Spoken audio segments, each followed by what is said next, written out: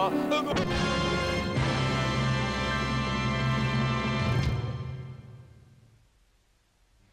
様こんばんは。ショータイムの時間です。黒柳徹子です。今晩お送りしますものはアラン・ジェイ・ラーナーという作詞家、マイフェアレディーをはじめたくさんのミュージカルをヒットさせたこの作詞家を称えるコンサートをお送りするわけです。このアラン・ジェイ・ラーナーという人の作ったミュージカルはマイフェアレディーの他にブリガドーンですとかキャメロット、ジジなどたくさんあります。マイフェアレディーの筋についてはもう皆様よく映画でご存知だと思います。オードリーヘプバーンとレックス・ハリスンの主演の映画でご覧になった方も多いと思いますけれど、言語学者ヒギンズ教授が花売り娘イライザを貴婦人に仕立て上げるうちに愛が芽生えていくというバーナード・ショー原作のミュージカルでございます。これは1956年にブロードウェイで初演をいたしまして、なんと7年半というロングラン、当時は大変でございました。大評判でございました。大変な長さでした。そして今でもこれは世界中で上演されています。彼の作詞した他のミュージカルも同じように上演されています。アラン・ジェイ・ラーナーという作詞家は1918年ニューヨークの婦人用品販売会社の創業者のうちに生まれましたが、その一生は彼の手がけた作品のどの登場人物にも劣らないほど波乱万丈であったと言われています。作曲家フレデリック・ローとのコンビでたくさんのミュージカルを作りましたが、レナード・バーンスタインなどと他の作曲家との作品もあります。残念なことにアラン・ジェイ・ラーナーは1986年4年前に肺がんでお亡くなりになりました。そこで未亡人がアラン・ジェイ・ラーナー肺がん研究基金を設立しました。実は今日これからお送りするのはそのためのチャリティーショーなんです。去年の10月ニューヨークのリンカーンセンターでこのコンサートは行われました。出演者は本当に多彩です。このマイフェアレディーが初めてブロードウェイで初演されました時に無名だったジュリーアンドリュース、それから指揮者で作曲家ウエストサイドを作曲したバーンスタイン、天才舞踊家のヌレエフ、そして突然なんですけどもニュースキャスターの父と言われているウォーター・クロンカイト、こういう人々が続々登場します。どうぞ皆様最後までマイフェアレディーその他をお楽しみいただきたいと思います。ではごゆっくりどうぞ。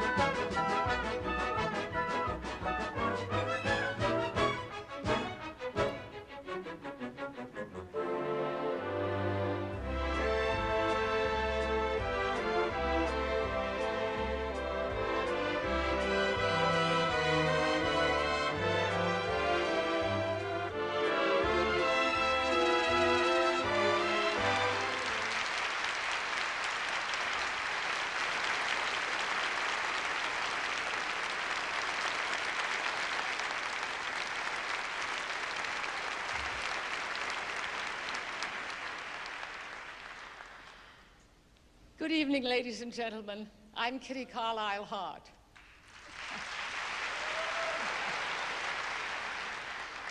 For over 30 years, I spent many happy evenings with my husband, Moss Hart, and Alan Jey Lerner. Tonight, it is my pleasure to welcome you all to our evening for Alan Jey Lerner. Every lyric you will hear on the stage sung tonight was written by Alan, and most of the words as well. Here is what Alan wrote about the first night of My Fair Lady in New York. It is taken from his autobiography, The Street Where I Live. I paced back and forth and worried. Fritz stood near me, staring at the stage, the picture of satisfaction. At the end of the first scene, Morse rushed over to us, and it was the first and only time I ever saw him frantic. Fritz looked at him with an amused but sympathetic smile on his face. "My darling Morsey," he said, "if you don't know this is the biggest hit ever to reach New York, you'd better come with me and get a drink." And he led Morse from the theater to the bar.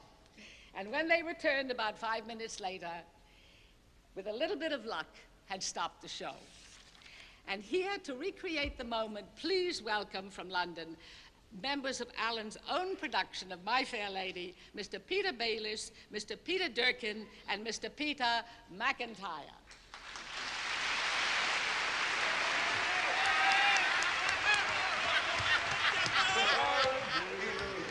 Thanks for the hospitality, George. Send the bill to Buckingham Palace. You see, boys, I told you not to go home. It's just faith, hope, and a little bit of luck.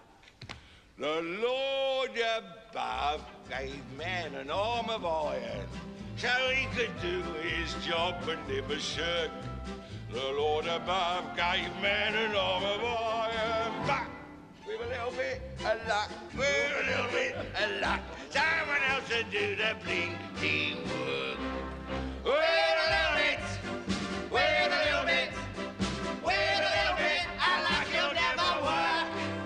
The Lord above made liquor for temptation, to see if man would turn away from sin.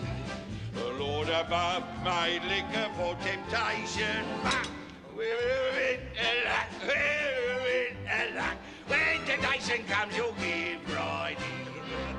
With a little bit, with a little bit, with a little bit of luck, you'll get right in. Oh, you can walk the straight and narrow, but with a little bit of luck, you'll run amok. The gentle sex was made for man to marry, to share his nest and see his food is cooked. The gentle sex was made for man to marry, but with a little bit of luck, with a little bit of luck, you can have it all and not it.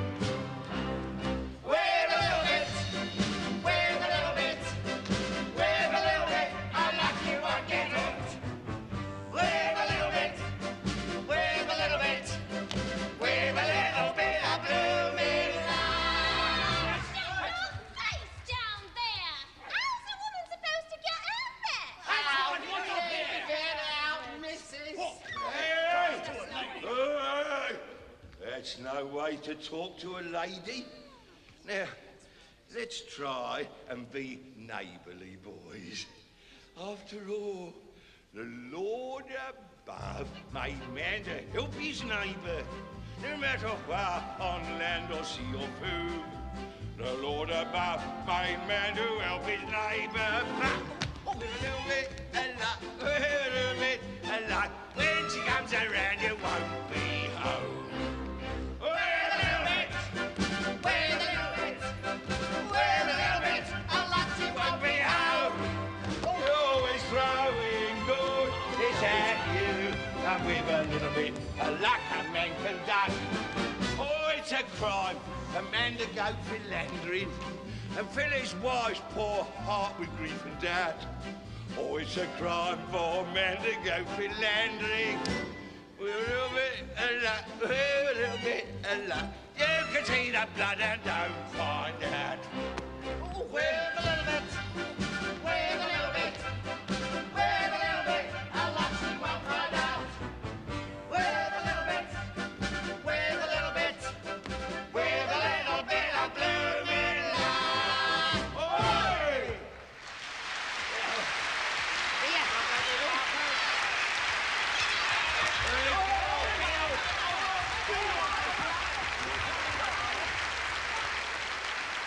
Ladies and gentlemen, Mr. Rudolph Nureyev.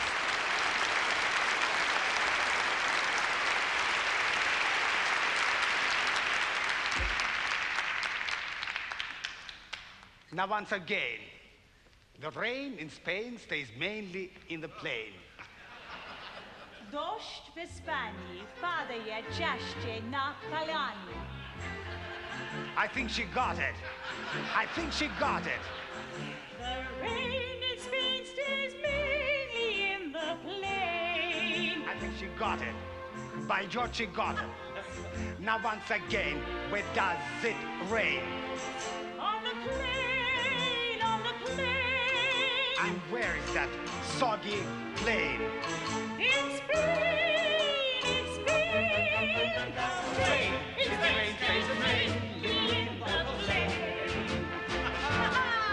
The rain in Spain stays mainly in the plain. Ain't Hartford, Hereford, and Hampshire. Hurricanes hardly happen. How kind kind of you to let me come. Now once again, where does it rain? On the plain, on the plain. And where is that vast plain?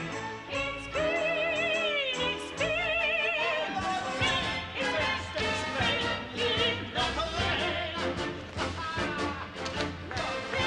vast and Spain. The plain.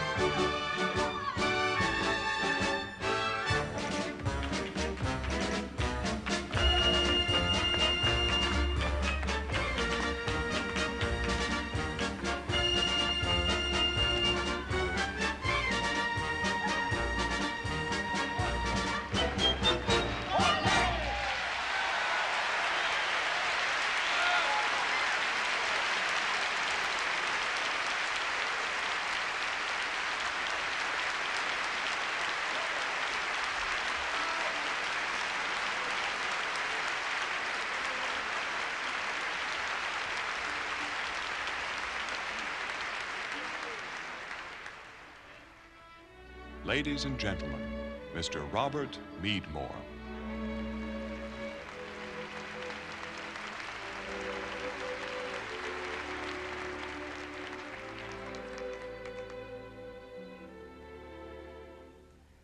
When she mentioned how her aunt bit off the spoon, she completely done me in, and my heart went on a journey to the moon. When she told about her father and the gin, and I never saw more enchanting farce than the moment when she shouted, "Move ya bloomin' ass!"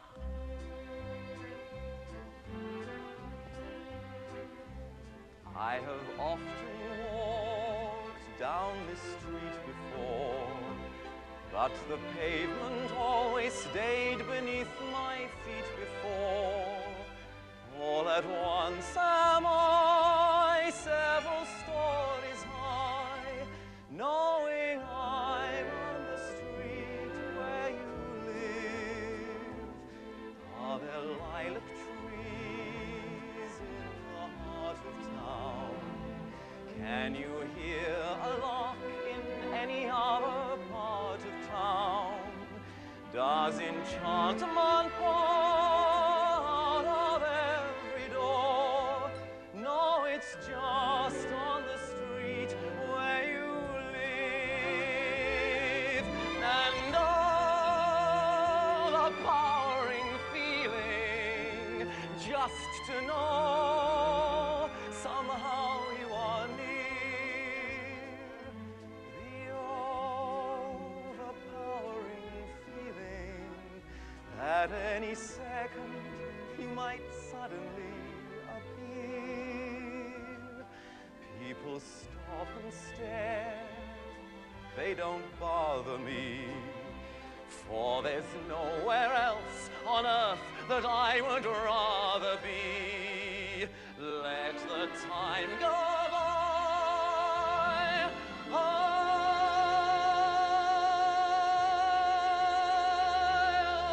don't care if I can be here on the street where you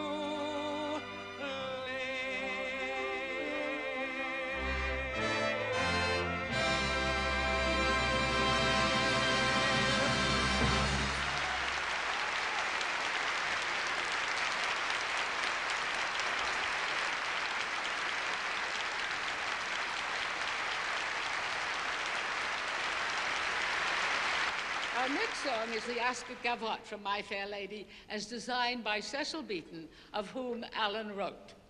Cecil is the only man I know who can design clothes that are both beautiful and witty at the same time. His very look is such that it is difficult to know whether he designed the Edwardian era or the Edwardian era designed him.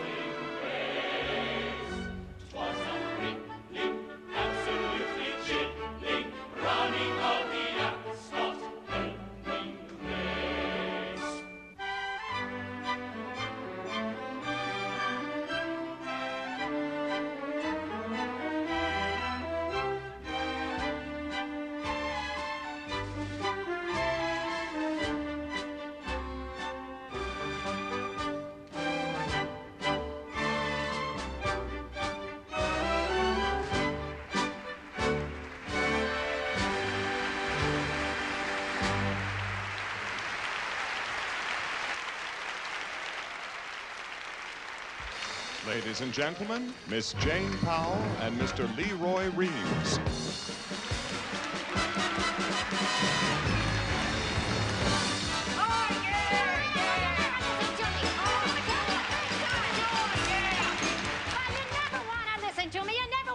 To me. All right, so I said it, so you heard it, so you're mad, so what? So this is the last time I ever go to a party with you. Will you put that in writing? You're always making cracks. You're always making cracks. What? Oh, you're always humiliating me.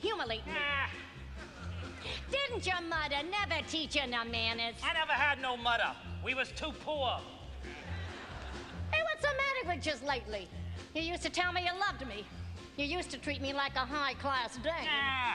Well, usen't you? So are you. So you admit it. I ain't admitting nothing. I'll give you one more chance. Do you love me or don't you? No, I don't. Quit stalling. I want a direct answer. Listen, kid. There's something about you I just can't understand. Yeah? How could you believe me when I said I love you, when you know I've been a liar all my life? You had that reputation since you was a youth. You must have been insane to think I'd tell you the truth. How could I believe you when you said we'd marry? When you know I'd rather hang than have a wife. I know I swore I'd make you mine. Now wouldn't you know that I would go for that old line? How did you believe me when I said I love you, when you know I've been a liar? You sure have been a liar. A good-for-nothing liar. A good-for-nothing liar. Oh, my doggone cheating lie. You said you would love me long. For what? And never would do me wrong. Stop bending the suit. And faithful you'd always be.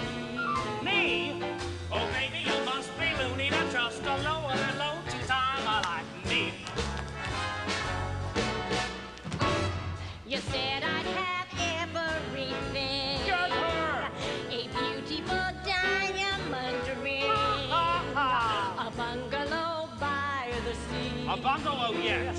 You're really naive to ever believe a fool of baloney phony like me. I must have lost my head. You never lost nothing you never had. What about the time you went to Indiana? I was lying, I was down in Alabama.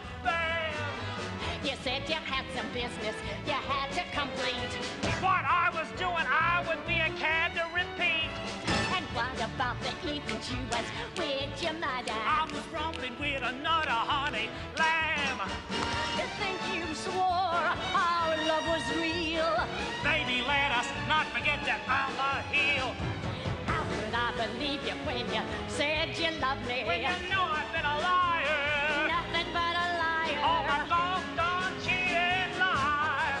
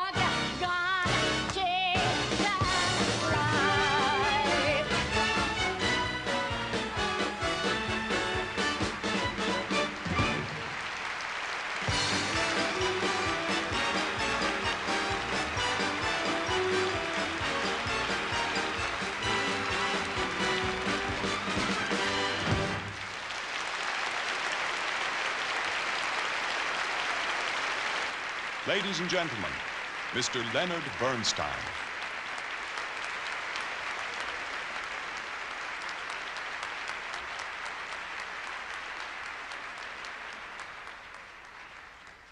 My dear friends, I am proud to present to you the radiant young soprano from the Metropolitan Opera, Miss June Anderson.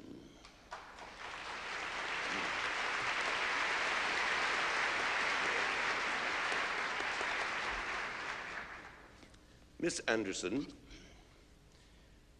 is going to sing a song that Alan and I wrote way back in 1976, when it was our country's 200th birthday. I think it's one of his great ones, and he thought it was one of mine.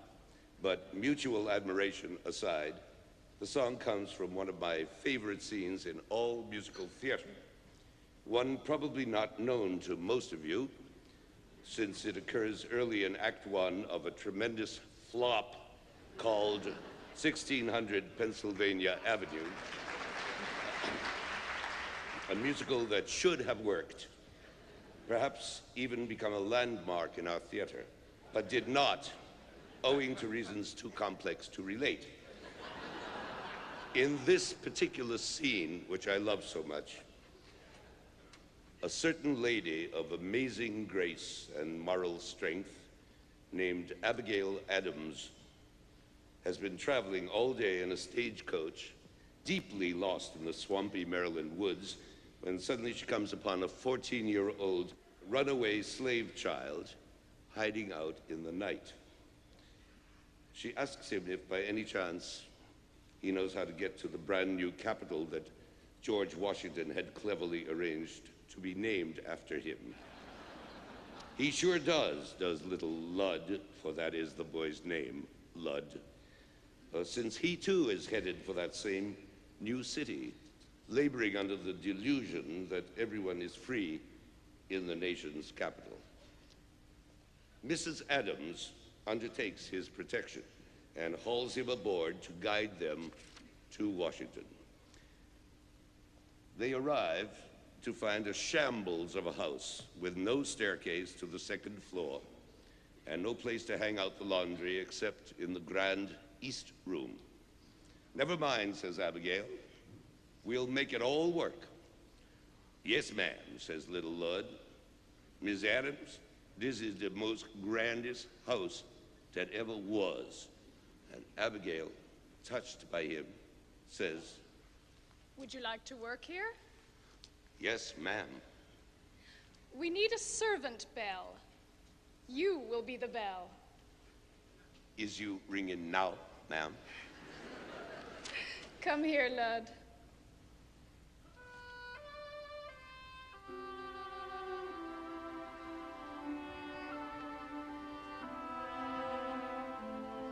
Take care of this house. Keep it from harm.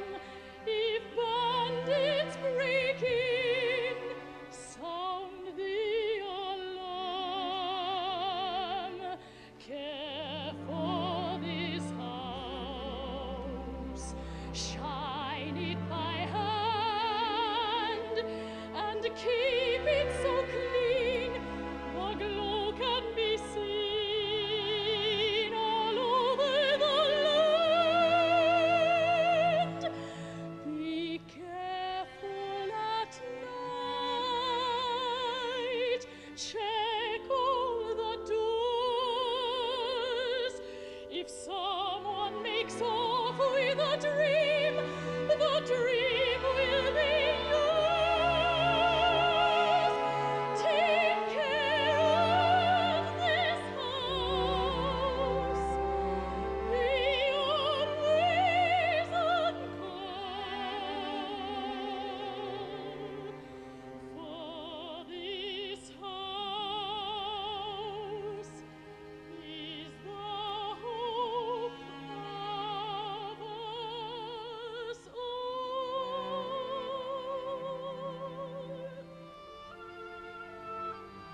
I know what you're talking about now, ma'am. I think. If you don't know, you will. Because there'll always be someone who's trying to steal it away from us. Take care of this house. Yes, ma'am. I swear. If bandits break in, I'll be right there. care for this house.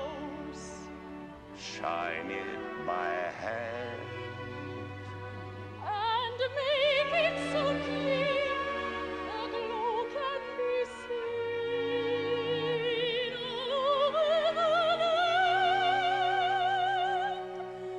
Be careful at night. Check all the doors. If someone makes off with a dream, the dream will be yours. Take care of this house. Be always on call.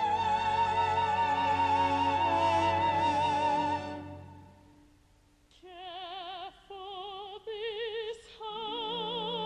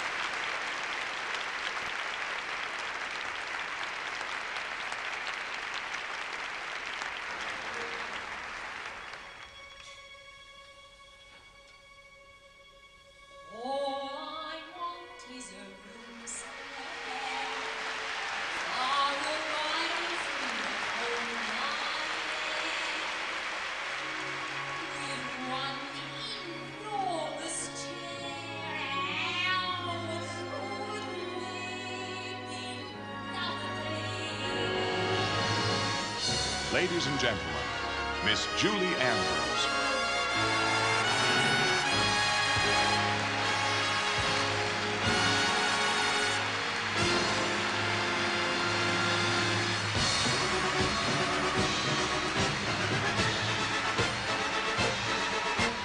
Don't talk of stars burning above. If you're in love, show me. Tell me no dreams filled with desire. If you're on fire, show me. Here we are together in the middle of the night. Don't talk of spring, just hold me tight. Anyone who's ever been in love will tell you that this is no time for a chat. Haven't your lips longed for my touch? Well, don't say how much. Show me, show me.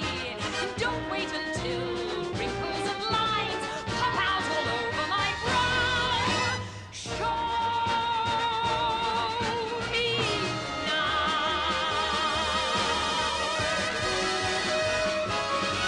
I could have danced all night. I could have danced all night and still have begged for more. I could have spread my wings and done 1,000 things I've never done before.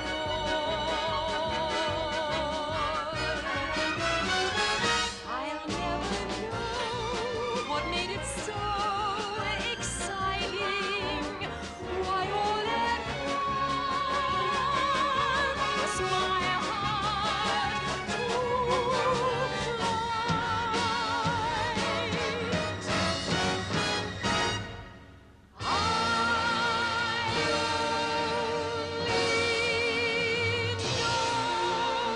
when he began to dance with me.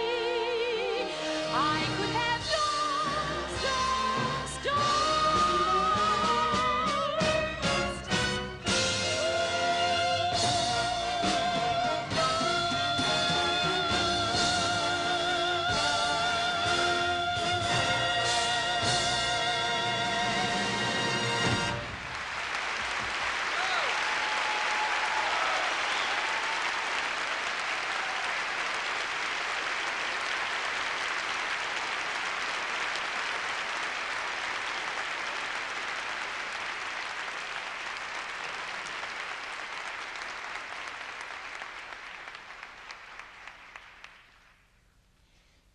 Using words other than Alan Lerner's to describe him is like carrying coals to Newcastle.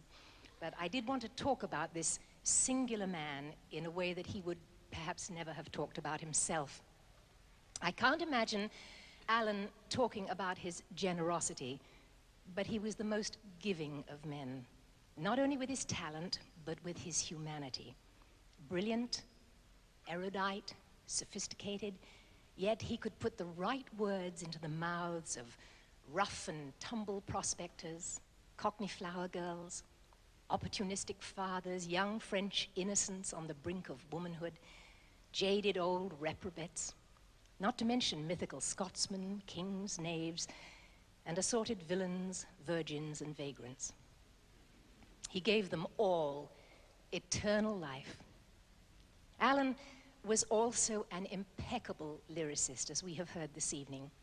He worked, he reworked, he tore up page after page of wonderful words because to him they were not perfect. Yet finally, his words flowed and marched and soared from the stage with an inevitability that was the mark of not just a craftsman, but of an artist who truly cared about his people. And Alan did care very deeply, not only for his creations, but for all the people involved in the creative process with him. He loved with an optimist's hope for a happy ending prior to the curtain coming down. And with fond memories and also deep gratitude to Fritz Lowe, Burton Lane, Moss Hart, Rex, Richard, and Richard. It's my privilege to bring you just a few more of Alan's perfect words. They come at the end of Camelot. King Arthur has just knighted the young boy, Sir Thomas Malory, and commanded him to run home and keep the flame of the Round Table alive. Who was that boy? King Pellinore asked Arthur. And Arthur responds, "Oh, one of what we all are, Pelly. Less than a drop in the great blue motion of the sunlit sea. But it seems some of the drops sparkle, Pelly. Some of them do sparkle. Each evening from December to December, before you drift to sleep upon your cot, think back on all the tales that you remember of Camelot.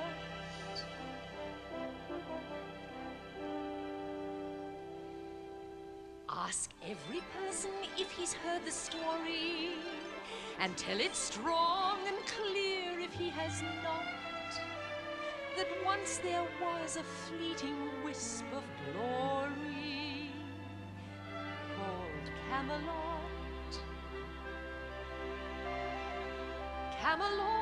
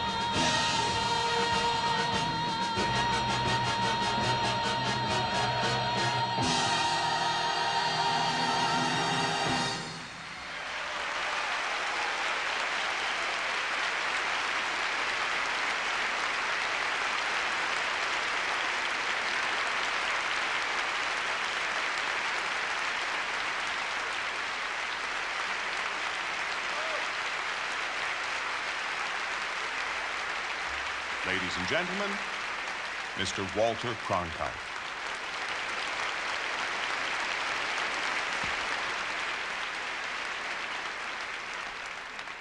Thank you, Julie. Alan described you thus. In the theater since she was a child, she meets any challenge with a smile and an unbatted eyelid that makes you wonder how Britain ever lost the empire.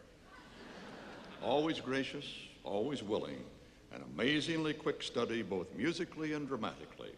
I cannot remember one moment in the years we worked together that was anything but joy. This evening,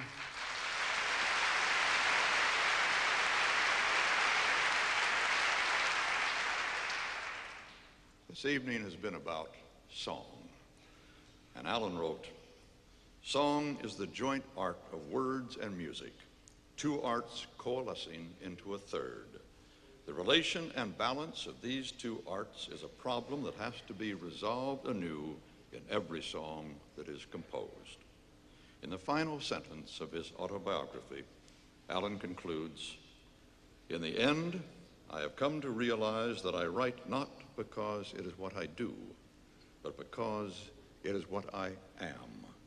Not because it is how I make my living, but how I make my life." Perhaps for Alan Jey Lerner, the words of Franz Schubert also hold true. Whenever I sat down to write a song of love, I wrote of pain. And when I wrote of pain, it became a song of love.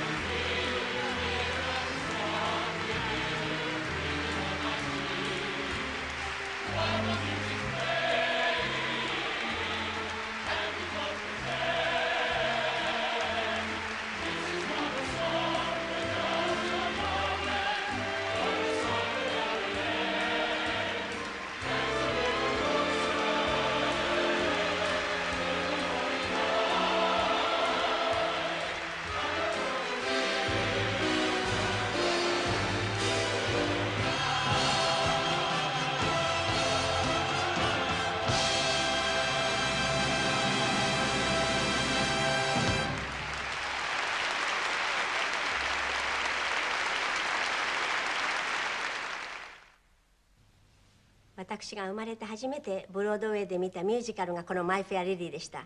でこれを見た時に私は自分がそれまでミュージカルに出たいと思ってた夢をすっかり捨てました。だって私あんなに早く喋ったり早口で喋ったり歌ったりできないと思ったからです。それが理由でした。